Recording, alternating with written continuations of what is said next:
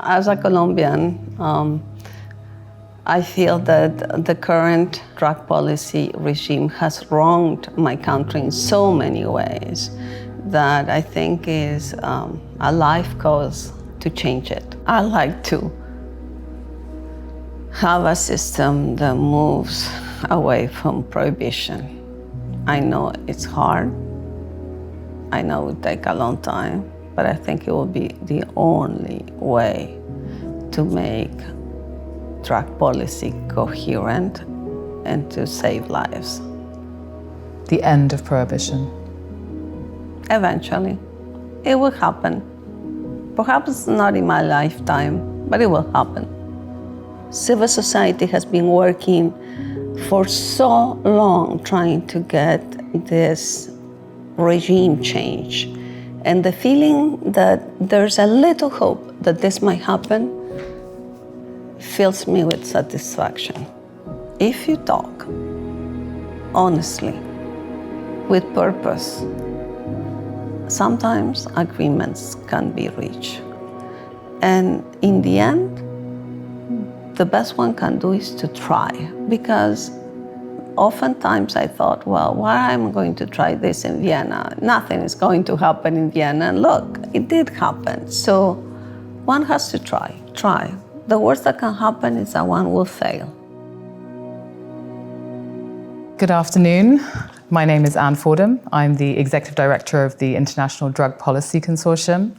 And I'm here with you, Ambassador Laura Gil, in your beautiful residence in Vienna.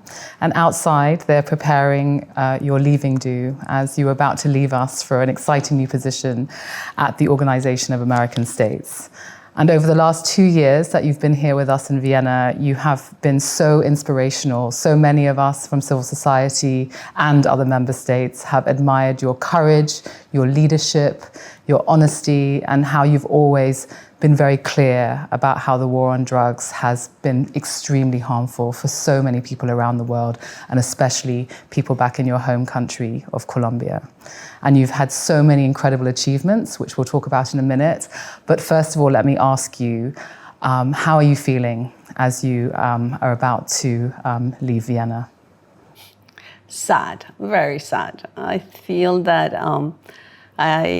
I would have wished for more time here to finish some things I began.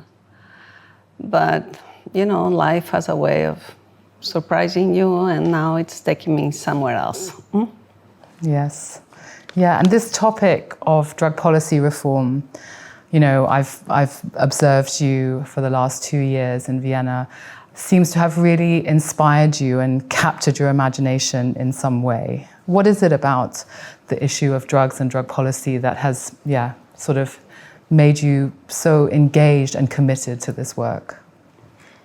Being Colombian, I guess. As a Colombian, I feel that the current drug policy regime has wronged my country in so many ways that I think is a life cause to change it. Yeah. My life cause. I discovered here in Vienna that it has become my cause. It was not only my work, it has become my cause. I am absolutely convinced that if you want to save lives, if you want to show solidarity, if you want to make the world a better place, we need to change this really, really antiquated. And you know, the global drug regime is an antique already. It's, you know, we should just save it to, as an antique to show it. But we have to change it. Jurassic, some might say. It's been absolutely it's Jurassic. Jurassic, absolutely. So, looking back at your time here in Vienna, what would you consider to be your greatest achievements with relation to the Commission on Narcotic Drugs and perhaps the broader international drug control system? What I think I leave behind is a coalition of 62 countries. And if you ask what is the most important thing you did, I think this coalition is the most important thing. And the members of this coalition have the responsibility to nurture it, to keep it alive, this is a coalition that is not only on paper, that awakens when a statement needs to be signed or something needs to be said. This is an active coalition, a strategic coalition that met in this room, in this in this room, periodically, sometimes weekly, sometimes every 2 weeks. Not a month went by without a meeting of the coalition here. So that coalition feeds on dialogue and on compromise.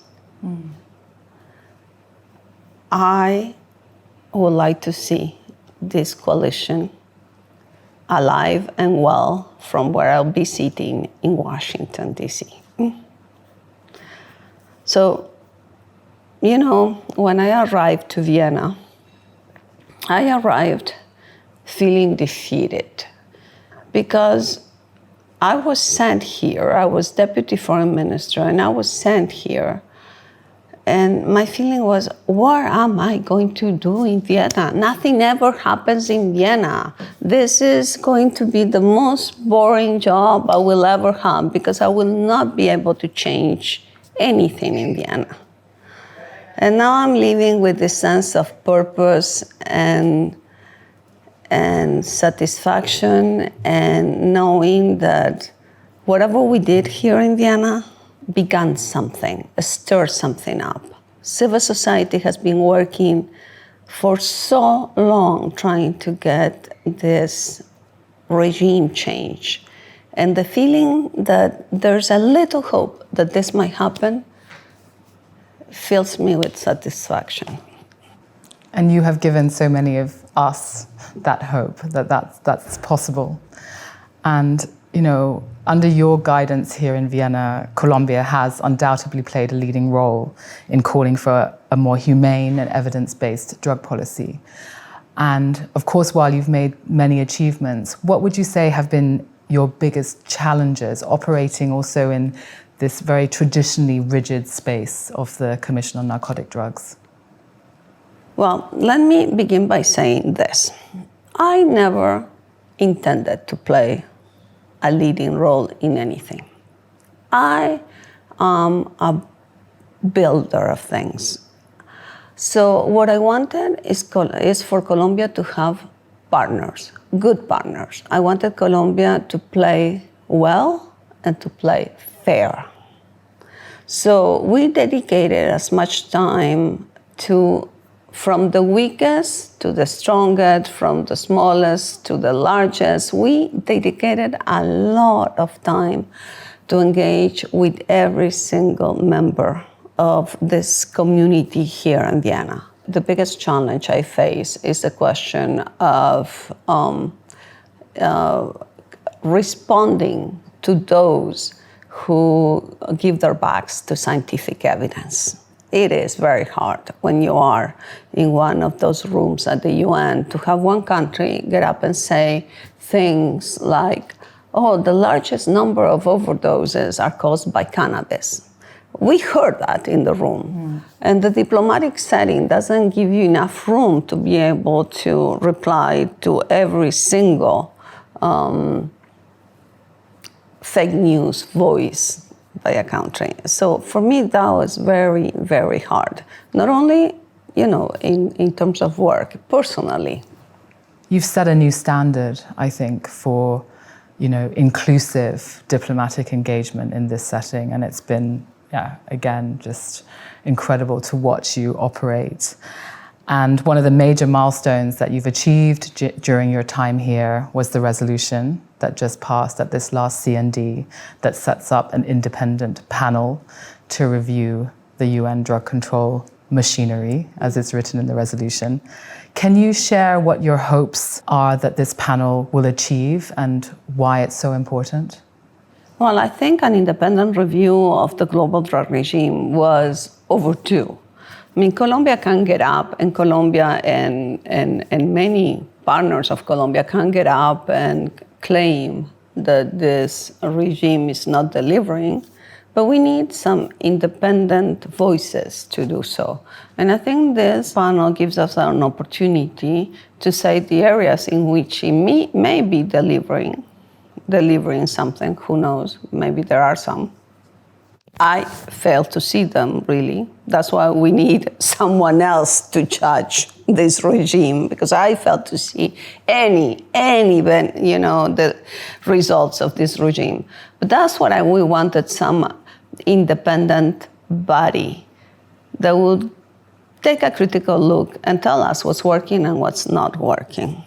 And I hope that's the beginning of change. Under your leadership, Colombia really brought a strong focus on human rights, development, and peace building to the drug policy debate here in Vienna. How can the UNODC and the CND continue the momentum for that important work? Okay, UNODC will not do anything by itself unless countries, member states are there to press UNODC to do the right thing. UNODC will not do it. And I like to remember, when I first arrived, I went to a gathering organized by civil society with member states. And I was mentioning how Colombia was ready to break the Vienna consensus because we will no longer abide by a consensus that does not serve my country. And as I was saying that, I could see, the audience, rolling their eyes, thinking, oh, we heard that before and never happened. And I was absolutely convinced that I would make that happen. And I made it happen with the harm reduction resolution. But it was a huge political cost for my country. And it was something that for Colombia, harm reduction is very important. We've been doing harm reduction, since 2007. The current government, the current president, when he was mayor of Bogota, he made of harm reduction one of the most important public health policies he had. So harm reduction was very important, but the issues that Colombia faces go well beyond harm reduction. So harm reduction was fundamental for European countries who have harm reduction in their European Union's drug policy. But none of the European countries were authorized to break the consensus. We took it upon ourselves to do this because we thought it was the right thing. It was not the most important thing for Colombia, but it was the right thing to do. We did it. And then UNODC did not even mention it in the World Drug Report, not in the one immediately after, not in this one. Actually, I even said, as I said my farewell words at the CND, that I was leaving without the dream of actually seeing harm reduction in the World Drug Report. So, the only way to keep UNODC honest is to have member states engage with them and press them to do the right thing. I did not hesitate to send notes verbal showing our disappointment. I think more countries perhaps could consider doing something like that. UNODC, when we talked to them about harm reduction, the answer was, well, it is not accepted by every single member state. Well, they're part of the Secretariat. It's a resolution. It was voted. It had votes. It won.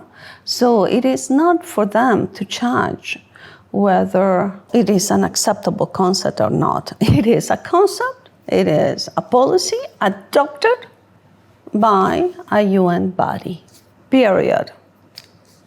So I think we need a new UNODC, and I hope one of the things the panel actually looks at is this very, very dysfunctional architecture of drugs, beginning with UNODC. Because you see, for Colombia, the problem is the following. Colombia is the fourth largest donor to UNODC. Most of the implementation of our policy, drug policy, is done through UNODC in Colombia. So you have this really funny situation. Well, funny is not the word, because it didn't make me laugh. But very paradoxical situation in which UNODC in Colombia, they pretty much tell you everything you want to hear because they need your money. And here, they push back on everything you do. Indeed, it's deeply dysfunctional. And on the issue of harm reduction, civil society is also incredibly frustrated with the position that the UNODC continues to take on harm reduction. And of course, we're, so emotional and, inspired when the resolution finally got through, breaking the consensus in decades at the CND to get harm reduction into a resolution explicitly stated by the CND. So that was really an incredible watershed moment for civil society. And on the topic of civil society, you have always been an incredibly powerful advocate for the meaningful participation of civil society. You've engaged so constructively with civil society, sought input from civil society, and really taken guidance from them. What advice do you have for other member states and for the UNODC for how to further ensure the meaningful and inclusive participation of civil society in these drug policy debates? How to lose fear is very simple, to lose fear.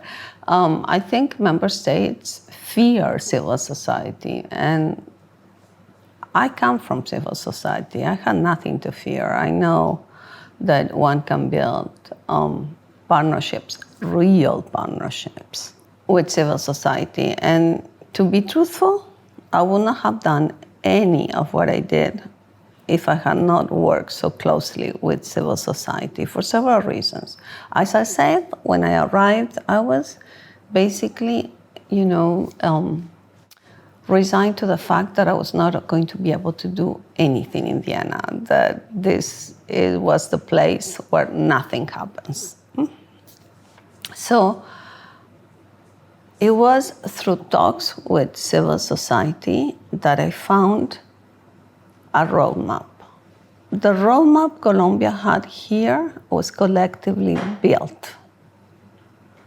It was not the ambassador thinking in an office, what to do next.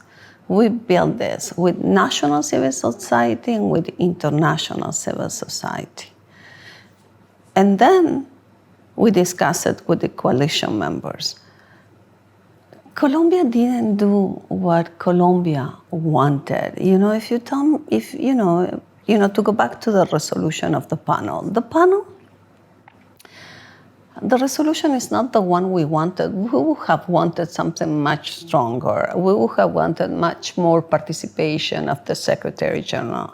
But it's what Colombia managed to negotiate. And I'm proud of the negotiation because the negotiation is what's going to make it legitimate. It's what's going to make this report, whatever comes out of this report, real for discussion. Had I, just counted the numbers and said, okay, we're gonna, plow through and get the win anyway, I think the report will turn that on arrival, basically. So that sort of openness to dialogue, I think, is what marked our relationship with civil society. It is in the DNA of my government to have this sort of relationship with civil society. But it goes, I think, further than that, because it was easy for me. It was easy in the sense that I didn't have to do it as a job. I built sincerely with civil society, and I think whatever we got, good or bad, we got it together. We did, and I think it's fair to say that from civil society's perspective, at least from IDPC and many of our colleagues, we felt your partnership and your collegiality and collaboration very strongly, and we will miss it dearly. And we hope that, you've set a good example for other member states to demonstrate what can be done when you do it in partnership with other member states, but also with civil society. So in the next few months, the World Health Organization will release its recommendations for either the descheduling or the rescheduling of the coca leaf from the UN drug control treaties. Can you say a few words about why this process has such critical importance for Colombia? For Colombia, it has a huge importance because,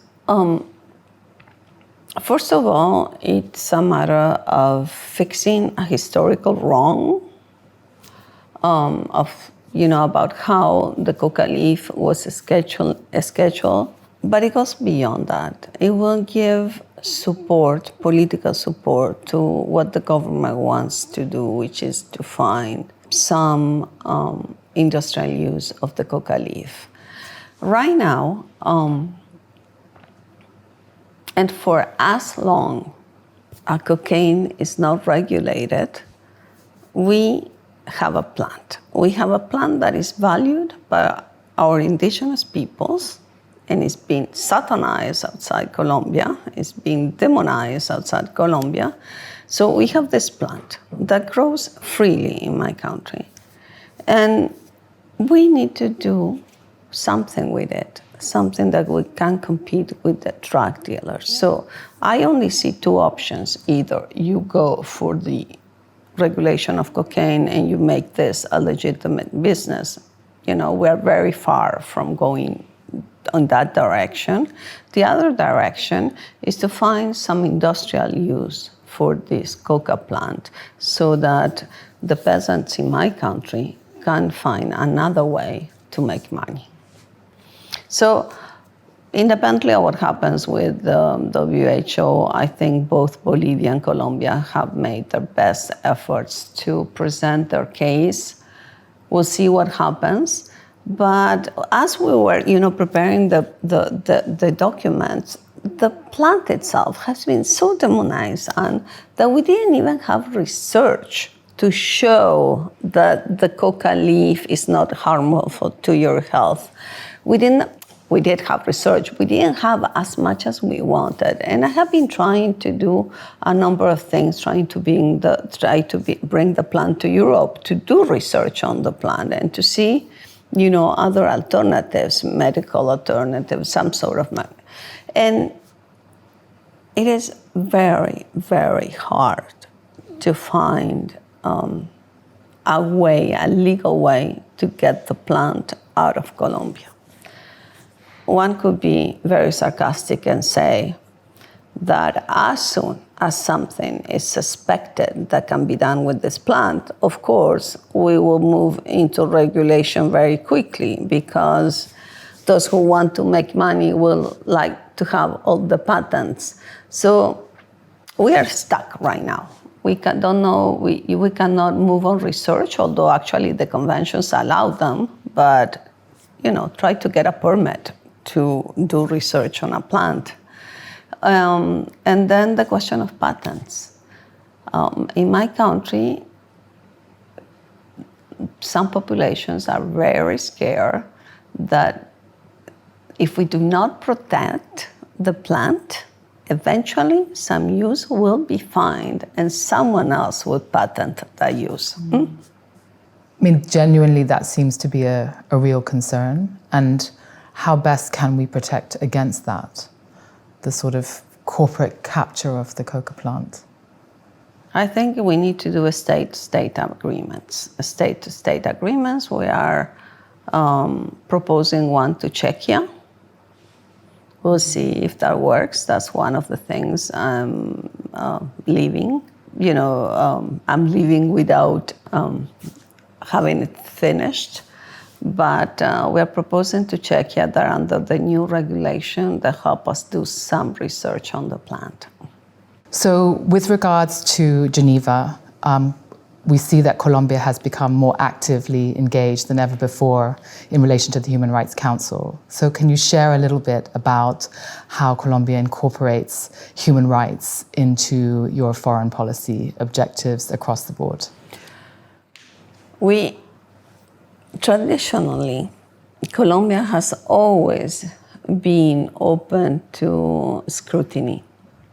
Even though we were having a very serious, very concerning human rights situation within the country, we realized very, very early that the international actors were there to help us and not to attack us. So we opened to scrutiny in general in human rights in the early 90s, which was quite a thing back then. And ever since then, we have incorporated, we have mainstreamed human rights in practically every aspect of foreign policy. For a long time, Colombia was very scared of the Human Rights Council because we thought, well, why would a country who has so many human rights problems, how could it be part of it? And now we are part of it. We were elected this year, and we will make of our participation in the Human Rights Council, we will make it matter for drug policy.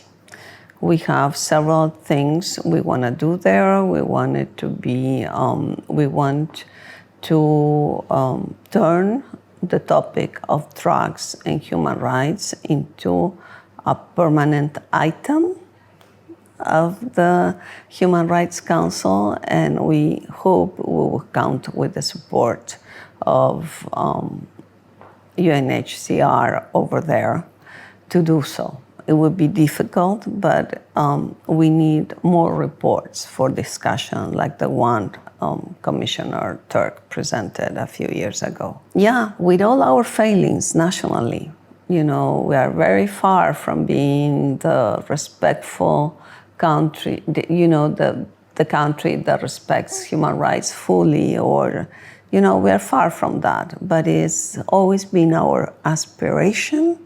And I think that's what shows in our foreign policy. We are committed to make of human rights one of the pillars of our international engagement.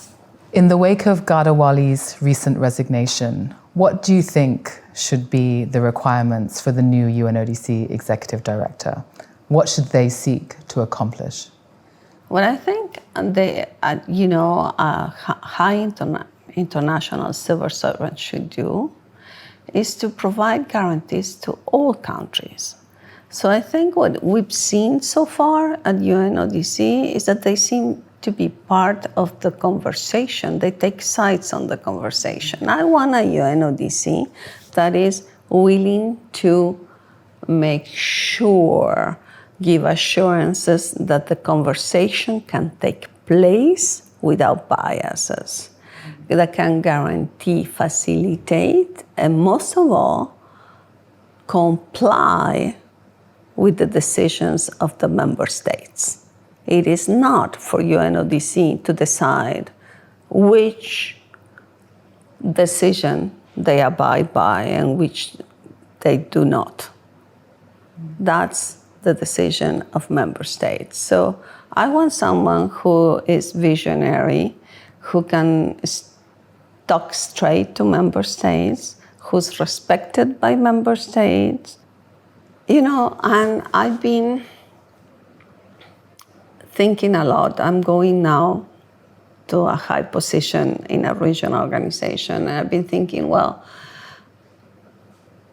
how do I want to position myself now that I've seen what I like and I do not like here in Vienna? I want to be like Rafael Grossi, not like Ghada Waly.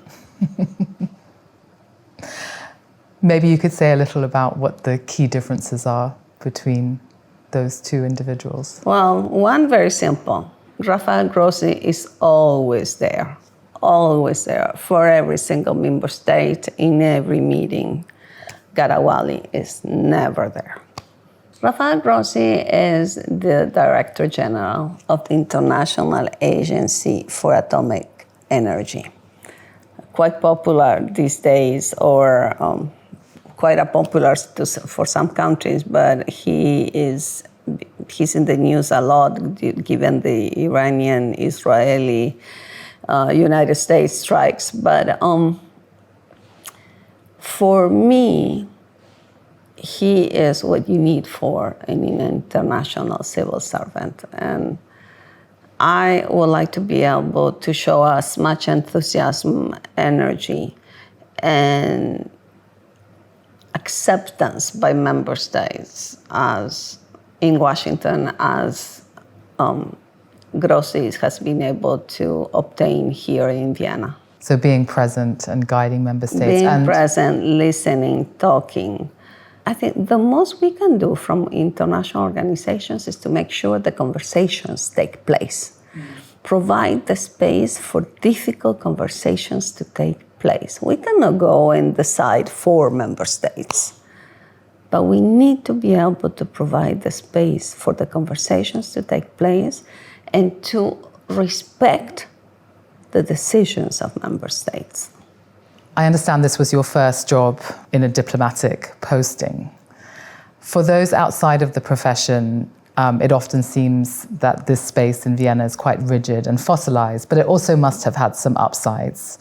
What have you come to appreciate about diplomacy in these past 2 years? What I've been telling all my colleagues is that being straightforward pays. I think the way I talk, without, beating around the bushes, being very clear, concise, straight talk. I think that was so weird in Vienna that it actually broke with, unwritten rules.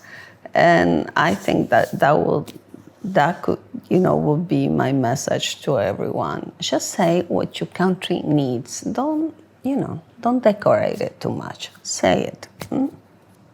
You have certainly done that. And so what is your top recommendation for the next ambassador of Colombia? Look, right now, what I think is that we have done the things we needed to do. Right now, we need the carpentry. We need to make sure this panel is put in place. There are powerful forces trying to keep it from being put in place. So I want my successor to concentrate on this and to be able to guarantee that Colombia's resolution is not put aside. As you leave this role for the OAS, how do you think you will stay engaged on the issue of drug policy reform? What opportunities might there be there for you to continue with this work? I'll be in a different position where, drugs will not be part of my portfolio. But as I said, this for me has become a life cause. It has become a life cause because it matters to my country, but it has become my life cause because it's a human rights cause. So I will keep engaged with Vienna. I will come visit you. I will keep with the developments, and whenever I see an opportunity, I will use it. As I said, I will not be in a position where I could, push forward the progressive views I have on drugs reform. But I think my region also needs to have difficult conversations. And I will make sure that I can help provide the space to have these difficult conversations. With guarantee to all, of course, but I think we cannot keep on postponing some conversations. And as difficult as it might be, the negotiated resolution on the panel showed me that if you talk honestly, with purpose, sometimes agreements can be reached. And in the end, the best one can do is to try, because oftentimes I thought, well, why am I going to try this in Vienna? Nothing is going to happen in Vienna. And look, it did happen. So one has to try. The worst that can happen is that one will fail. Mm-hmm. Indeed. As you prepare to leave us here in Vienna, what are your hopes for the future of the international drug control system? What changes would you like to see in the next 5 to 10 years? I like to have a system that moves away from prohibition. I know it's hard. I know it will take a long time, but I think it will be the only way to make drug policy coherent and to save lives. I like a drug regime that gives it back to prohibition. The end of prohibition. Eventually, it will happen. Perhaps not in my lifetime, but it will happen. And finally, what message would you like to give to civil society and drug policy reform advocates who are working tirelessly to shift the regime away from prohibition and towards health, human rights, peace, and development? Don't give up. Don't give up. Laura, thank you so much for everything. And yeah, it's very difficult to accept that you will no longer be here in Vienna with us. As we started the interview, I mean, really, you know, you have been inspirational for so many here in Vienna. And as you said, you know, that was kind of the strapline. Nothing ever happens in Vienna. You know, it was a moribund and sort of seemingly hopeless place for progress before you came along, and you breathed fresh air and fresh energy into this debate. And yeah, I think many of us who've been working here for a long time do feel reinvigorated by your presence and re-energized and more hopeful, even though you won't be here with us, but you'll still be with us, I believe. So thank you so much, and we wish you all the best in Washington, and yeah, please come visit us often. Thank you. I'm sure I'll be here. I told you, it has become a life cause for me.